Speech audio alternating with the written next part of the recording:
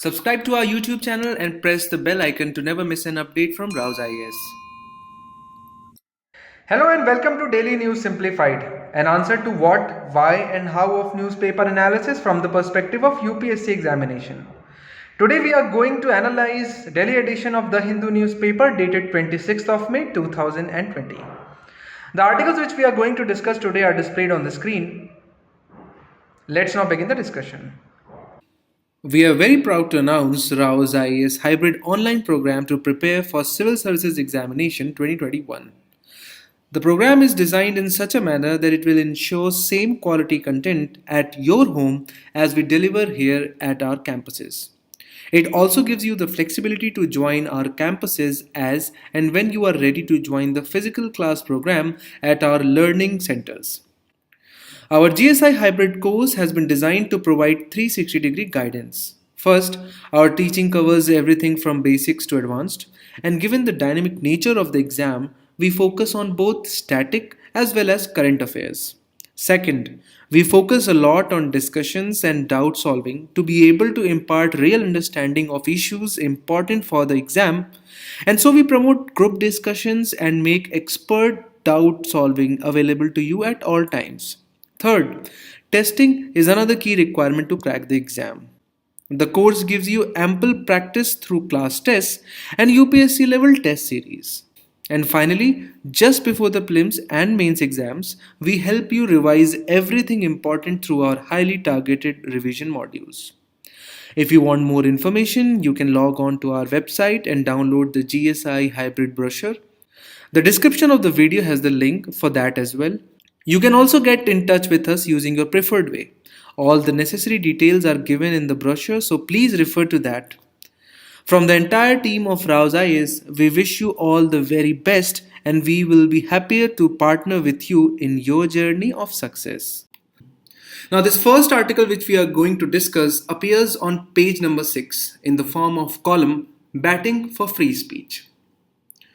Now, this column appreciates the recent judgment of Chennai High Court, which has quashed a series of defamation complaints filed since 2011 and 12 by the state of Tamil Nadu against various media persons. Now, not only did this judgment quash all the defamation notices, but it also laid down procedures and guidelines for future defamation cases filed by state functionaries through public prosecutors. Now, defamation, and especially the criminal component of defamation, appears in newspapers frequently, and most often than not, it appears because of misuse. It is used extensively by our political class against each other. It is used by industrialists against the activists, and most frequently, it is resorted by the state governments against the media persons. And hence there is an ongoing debate as to whether there is a need for criminal kind of defamation in India or not. So we'll first understand the whole scenario of defamation in our country, both in legal as well as in constitutional framework, through an argument between A and B. Now first let us understand what defamation means. Defamation is the general term for a legal claim involving injury to one's reputation caused by a false statement of a fact by someone else. So there are two crucial things in a defamation. Now the first thing is false statement, and the second statement is the injury. So unless and until it is proven that the statement is false, the provisions of defamation will not kick in. So let's say this person A writes a blog in which he writes that a person B, who happens to be a public official, is extremely corrupt. Now this is a statement. We don't know as of now that whether it is false statement or not, but definitely it is going to injure the reputation of B, and hence as soon as B comes to know about this charge, she threatens A with a defamation case. Well, A was well aware of such consequences, and he was ready with a copy of Constitution of India, which he showed to Officer B, claiming that the Constitution of India, under right to freedom guaranteed by Article 19, has given him right to freedom of speech and expression, and he claims that he is utilizing the rights given to him under Article 19A of the Constitution of India, which are a part of fundamental rights and they are inviolable. Now, B, being a public official and having already cleared the civil services examination, knows her rights and obligations quite well. She knows that A has only read Article 19(1), which gives the right to freedom, and not Article 19(2), which provides for exceptions or reasonable restrictions on those rights. And she opens up the same copy of Constitution of India which A has and shows him the language of Article 19(2). Nothing in subclause A of clause 1, which was shown by A to defend his right to speech, shall affect the operation of any existing law or prevent the state from making any law insofar as such law imposes reasonable restrictions on the exercise of the rights conferred by the said subclause in the interest of, which obviously A is not able to understand the complicated and convoluted language. She simplifies by saying that if any law deals with the sovereignty and integrity of India, the security of the state, friendly relations with foreign states, public order, decency, morality, or in relation to contempt of the court, defamation, or incitement to an offense, such laws shall not be considered as a violation of freedom of speech and expression. So the joke is on A if he thinks that his right to freedom of speech also protects the right to defamation. Not only that, judgments of Supreme Court have also included a right to reputation of an individual as a part of protection of life and personal liberty. And finally, moving on to the claim made by A, B says that you will be defended from defamation if you are able to prove that I am corrupt. But there is no FIR or investigation going on against me, and hence your claim is false. And it is for these very particular reasons the provisions of defamation exist in our country. So to sum it up, the arguments of A revolves around Article 19(1)A, under which all the citizens of the country have right to freedom of speech and expression. Whereas B's arguments are based on the fact that there are reasonable restrictions which have been provided in the Constitution of India. Then Article 21, which encompasses right to reputation, and truthfulness of claim is the most important fact to evade defamation cases. And finally, both agree that the arguments put forward by B are more compelling and constitutionally and legally more tenable as compared to A, and hence the cases can be filed. Now the question arises that what kind of defamation case is B going to file on A? He asks B what kind of case or how is it going to be filed? And then she explains that in India, defamation is of two kinds, civil offense as well as a criminal offense. Now, civil offenses means that there are going to be damages and penalties in monetary terms. Whereas when the defamation is filed in the form of criminal case, then although it is bailable and non-cognizable and compoundable, but if proven right, it can lead to the punishment of up to 2 years. And this is done from the provisions of section 499 and 500 of Indian Penal Code. So we'll understand them one by one. Now under criminal law, a bailable offense is one where the accused has the right to seek bail, and non-cognizable means that police has no authority to arrest a person for a crime on its own without the prior approval of a court. Whereas the cognizable offences are those offences in which the police suo motu takes cognizance of crime and also does not need the approval of a court. So criminal defamation is non-cognizable. Unless and until court orders, the person, in this case A, cannot be arrested. Now, and compoundable means that offences where the complainant, or in this case B, who is the one who has filed the case, can enter into a compromise and agrees to have the charges dropped against A. Those are compoundable offences. So you can understand that contrary to civil defamation, criminal defamation is extremely heinous because it provides for punishment just on a basis of a person making a statement whether true or false. And so a debate has emerged in last 2 decades whether to get rid of this criminal defamation or not. Now in this case, B decides to file a criminal defamation against A because she thinks that she is a very clean and upright officer, and the blog written by A has gone viral and there has been incalculable loss to her image, and the criminal case is filed. Now since A is a blogger, he can't help but to write another blog. And what he has done is that he has gone through all the literature available which deal with the matters related to criminal defamation, and he has summarized all those arguments against the existence of criminal defamation into 3 points. Now, first and foremost, he found out in his research that defamation in form of a criminal case is against the global trend, because most democracy, and especially the advanced one, have gotten rid of the criminality of the defamation. For example, US has removed the criminal defamation at the federal level. Similarly, in 2011, the Human Rights Committee of the International Covenant on Civil and Political Rights called upon states to abolish criminal defamation, and it strongly observed that it intimidates citizens and makes them shy away from exposing the wrongdoings. And A claims that this is exactly what is happening with him as well. When he read newspapers, he found that more often than not, the provisions of the criminal defamation are misused in Indian system, because often the prosecutor's complaint is taken at face value by the courts, which send out routine notices for the appearance of defendants without any preliminary examination whether the offending comments or reports come under one of the exceptions spelled out in section 499 or not. And hence the process itself becomes the punishment, because the defendant, or in this case A, will have to go and appear in the case every time the court instructs him to be there. And finally, when the case will come to an end, it will be already a decade. Then A observes a very interesting phenomena in India, in which the public officials utilize this state machinery to fight their own case. So, for example, in this example which we are looking at, B is a public official, and A, as a person, has written a blog specifically against an official B, that she is a corrupt in her individual capacity.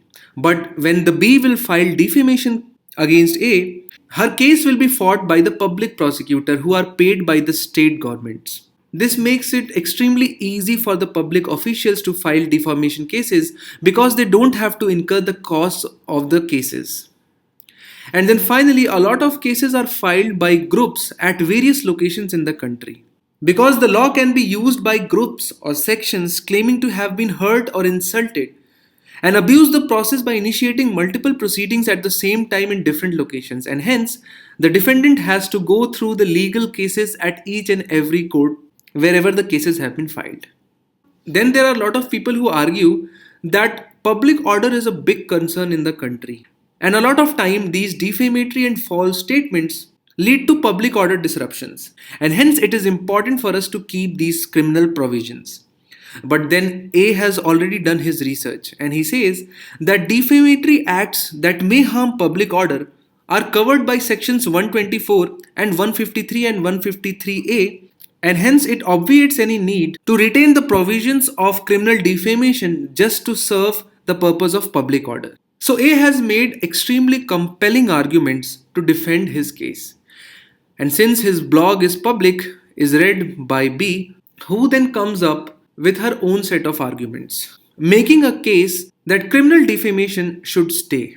Now, first and foremost is that B claims that there is extreme poverty and income inequality in a country like India. And hence, if we remove criminal defamation, then we will have to resort to civil defamation. But people do not have enough money to pay. Since the damage which your blog has done to my reputation is incalculable, I will have to resort to damages of 100 crore or maybe 10 crores. But simply, people do not have enough money to pay back, and hence the only way people can be threatened from making false claims against others is by fear of imprisonment. And the second is that since the internet has arrived and a lot of activism goes on in internet, which provides extreme anonymity to the content creators. And there is also no system of censorship on internet. B writes that in earlier times where there were newspapers, the editors were held accountable for whatever was printed in their newspapers. And by that way, it was ensured that no paper comes up with any false claims. And whenever an allegation is made, then that allegations were made on extremely verifiable facts. But now But now, in the era of social media, internet, and Twitter, there is no such accountability mechanism, and hence the only way to forestall such false claims is to induce the fear of imprisonment. And then finally, B says that Section 499 has already been amended a lot of times and it already includes a lot of exceptions. And these exceptions and explanations included in Article 499 provide enough space and freedom for a person to not only make truthful claims but to also criticize other people, companies, parties, and groups of. And yesterday, Madras High Court has come up with almost the same judgment which we have just discussed. And first is that state officials cannot automatically use the public prosecutor because an allegation against an official or defamation is not the same as defamation of state. And hence, an allegation against an official in his or her personal capacity does not entitles him or her to automatically use the services of the public prosecutors, and hence the High Court has instructed all the officials to file the cases on their personal expenses. Similarly, the court has asked the state government to increase the threshold for filing of defamation cases. And if any article or report comes out criticizing the way the government is functioning or the scheme's influence and effectiveness, then there is no case for defamation because ultimately those are the tools through which the governance is usually improved in democracies. And if you throttle the freedom of speech to criticize the government, you are basically hampering the democratic process itself. And then finally, the court has also instructed the lower courts to first scrutinize the cases which have been filed under defamation provisions and to check whether they satisfy the criteria or not. So finally, to sum it up, Article 19.2 provides for exception to freedom of speech and expression, and in that, defamation is clearly mentioned. Section 499 and 500 of Indian Penal Code provide for criminal defamation. There are extremely valid and rational arguments both for keeping criminal defamation as well as abolishing it. And the recent judgment of High Court, which has made it difficult for the Tamil Nadu state government to file frequent criminal defamation cases against media persons. In the same breath, it is also important to know that Supreme Court of India has upheld the validity of criminal defamation law. But nonetheless, it does not stop us from knowing the merits as well as the demerits of retaining criminal defamation. Let's now move on to the next article. The next article, a well-balanced stimulus package, appears on page number 7. And this beautifully written article tries to not only summarize the steps taken by the government of India in the wake of COVID-19 and especially the steps announced by Finance Minister in the economic relief package, but it also tries to demonstrate that how all these announcements or tranches of announcements, when taken together, try to fulfill the demand as well as the supply side of the economy. Now, this article might appear as a defense of the government, and rightly so because it is written by Mr. Rajiv Kumar, who is the Vice Chairman of Niti Aayog. So all the steps taken by the government have been elaborately discussed in our DNS starting 14th of May and ending at 20th May. Each and every tranche of announcement have been discussed individually in each DNS. And so we are not going to mention those steps taken by the government. What we are going to do is to demonstrate how those steps taken by the government fuel the demand of the economy, but at the same time takes care of the supply side as well. Starting with the demand side interventions. If you're reading newspapers these days, you must have read a lot of newspapers which try to criticize the government steps by demonstrating that the steps taken by the government do not cater to the demand of the economy, which is the main driver of the growth. Rather, they focus more on the supply side issues. Now, demand of an economy refers to consumers' desire to purchase goods and services and their willingness to pay a price for a specific good or service. In a capitalist economy, only those goods and services form a part of demand for which the consumers are willing to pay. Rest everything does not form a part of demand. Now, how does the steps announced by the government cater to the demand side of the economy? Now, if you have read the macroeconomics book of NCERT, you know that there are two main drivers to demand. Now, first is the investment demand and the second is consumption demand. For the time being, we'll ignore the demand created due to exports So, investment demand refers to the demand by businesses for physical capital goods and services used to maintain or expand the production or operations. So, for example, if a factory invests in machines which can produce, that will be an investment demand. And for that, the government has enabled additional credit for MSME sector, additional credit for farmers, which can now buy the tractors and other machines and tools which can enhance the production. And similarly, the government has also enabled easy loans for street vendors in urban areas who can then access these easy loans and expand their businesses. So, these are the steps taken by the government of India which will cater to the investment demand in the economy. Whereas if you focus on the consumption demand, which refers to the demands for goods and services by individuals and households in the economy. And in this regard, the steps taken by government will go a long way in ensuring that the consumption demand increases in the current and the coming fiscal years as well. So the steps taken by the government have increased the disposable personal income of the individuals in the country. Now, if you understand disposable personal income or personal disposable income, is denoted by the personal income removing the tax from it. Now, disposable personal income is the amount of money that the households have available for spending, is the actual amount which is spent by the households to fuel the demand of the economy. And hence, the steps taken by the government of India have increased the disposable personal income. Let's see how.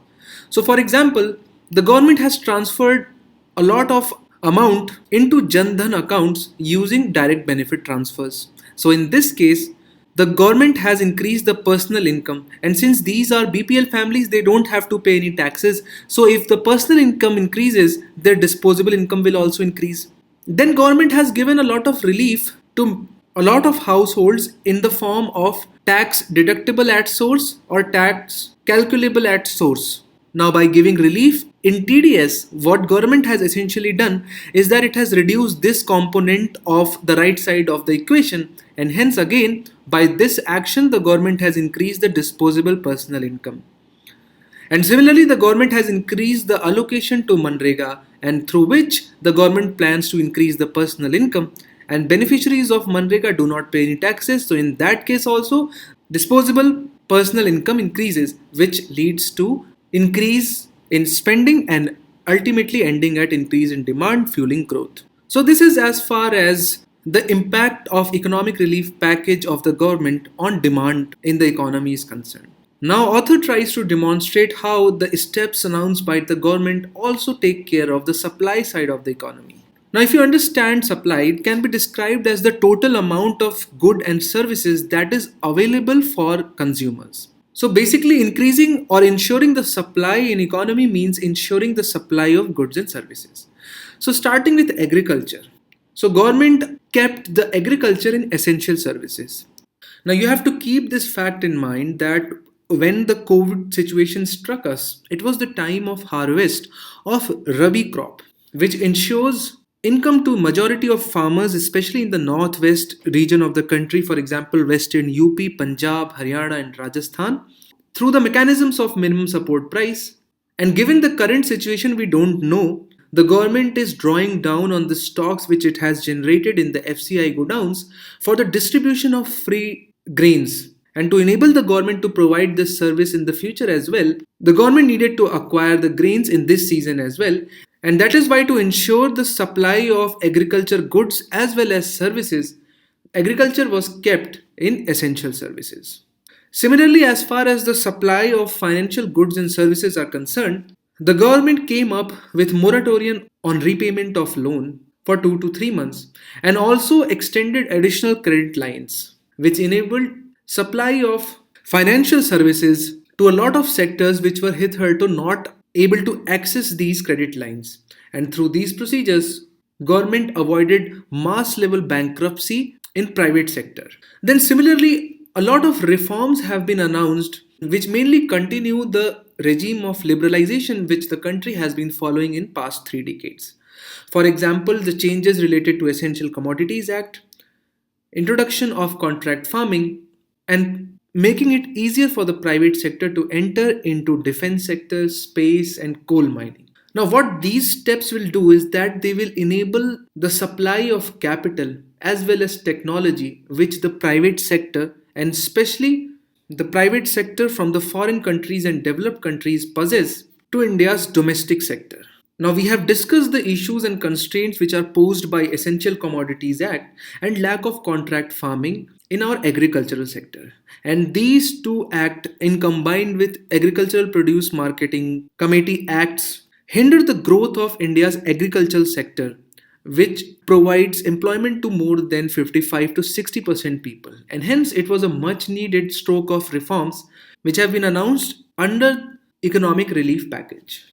Apart from defending the steps taken by the government, this article will help you understand the concept of demand and supply in an economy with live examples. Let's now move on to the next discussion. The next article appears as an editorial on page number 7, Moving Beyond Geopolitics. Now, this article is not directly relevant to either prelims or mains examination.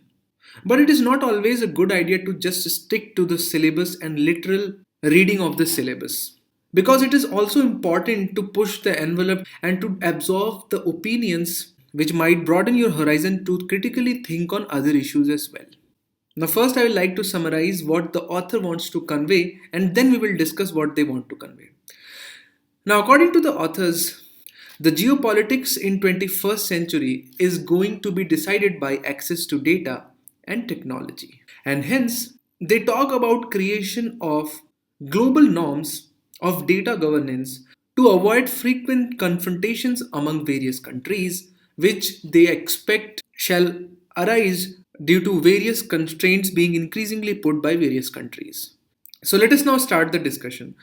The first and foremost, the author says that the most important technologies for 21st century is going to be biotechnology and information technology, which will have the highest impact on geopolitics, and the nations will design various strategies and tactics to gain access to these technologies and data which is being generated from these technologies. Now, authors cite two relevant examples. Now, one of them deals with the COVID situation. Now, you can see that how the relations between China and the developed world, especially the USA, has deteriorated drastically after it became known that China deliberately prevented the flow of data, which led to the kind of pandemic we see across the world.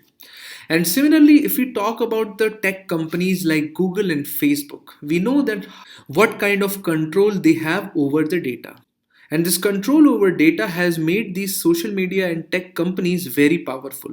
And now the relationships between various countries depend upon how the tech company of one nation is being treated in the another. So, for example, India just cannot take any action randomly against Google or Facebook without being threatened of consequences by America. Similarly, if we talk about telecommunication, then we have the dispute between China and America on the matter of 5G technology of a Chinese company known by the name of Huawei. Not only is it impacting the relationship between US and China, but the relationship between India and US also depends upon whether India decides to use the Huawei equipments or not. So this is basically geopolitics, and hence the technology and data is increasingly determining how the relationship between various nations is going to look like. Then authors try to demonstrate that these actions taken by various nations across the world, like enactment of data protection laws, data localization laws, data retention requirements, and increasing tendency of the nations to weaken the encryption which has been designed by these countries to protect the privacy of the data, is restricting the flow of data, which is preventing the use of this data for the welfare of the society. Because if you cannot share the data, then the chances of that being utilized to improve upon the human life reduces. But at the same time, you can claim that if we start sharing the data, it can be misused as well. Let's again take the example of COVID.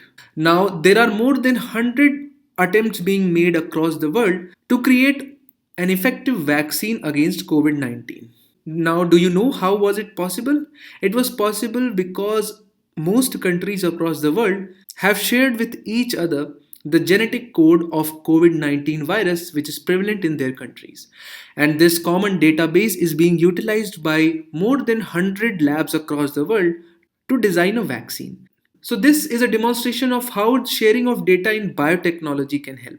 Similarly, the sharing of data in information technology can also help, and hence the steps taken by these countries are not going to serve any purpose in the longer term. And hence, there is a need for a global governance structure on data, as well as there is a need for a framework to ensure the interoperability of the data which is being collected by these apps, websites, and nations.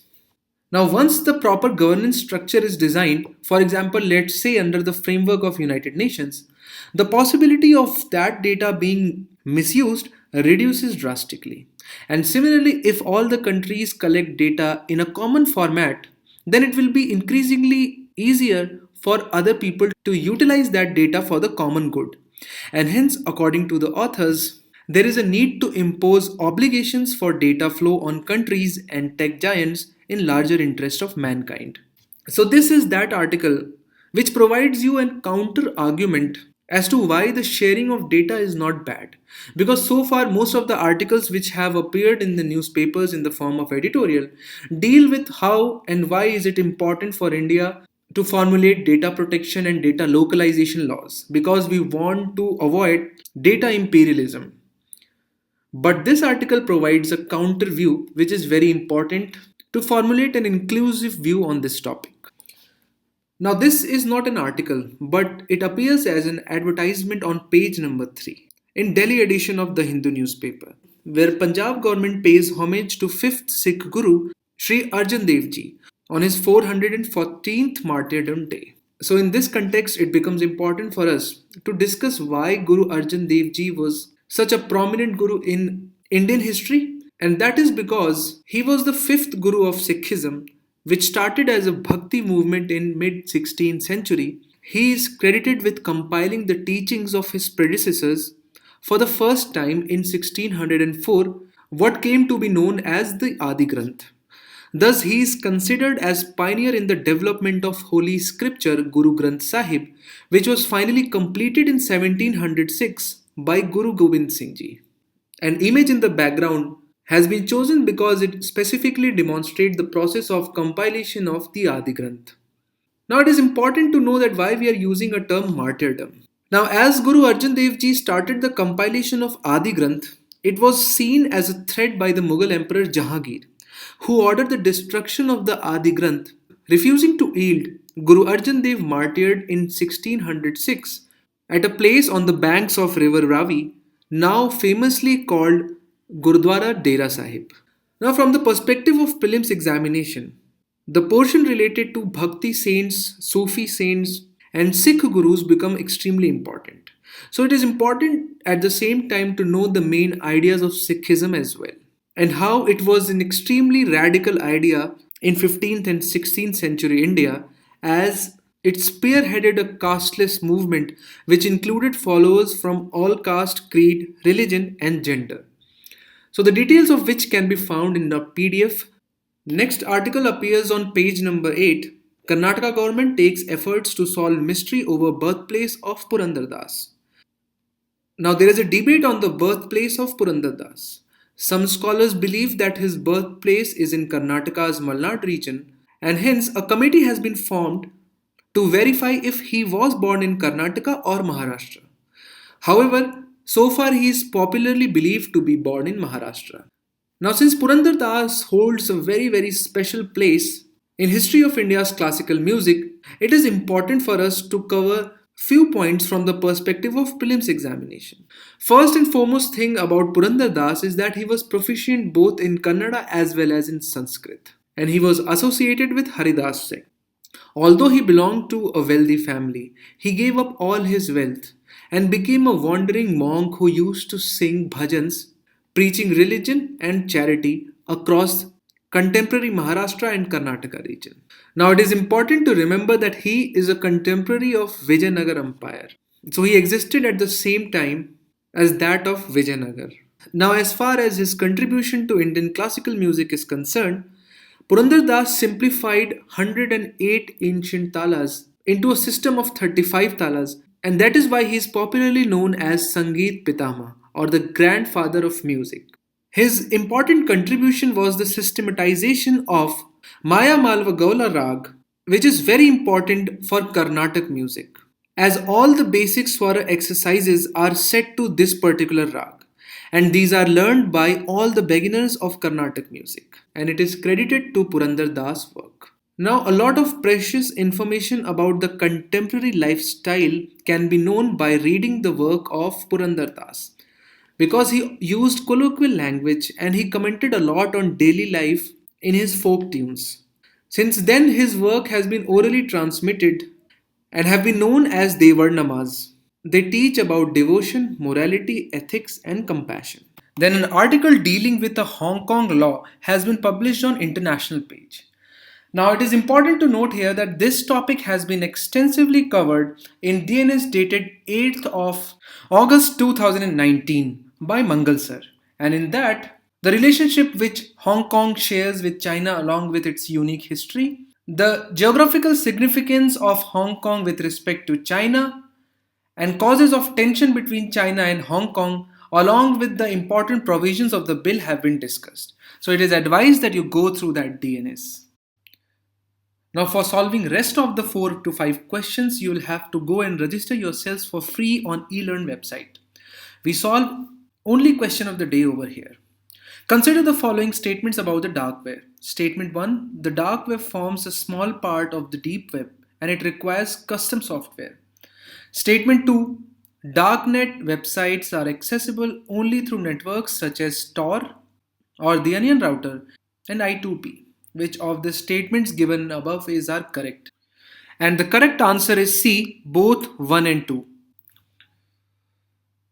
The question of the day for today is which of the following are the provisions of Model Agriculture Produce and Livestock Marketing Act 2017?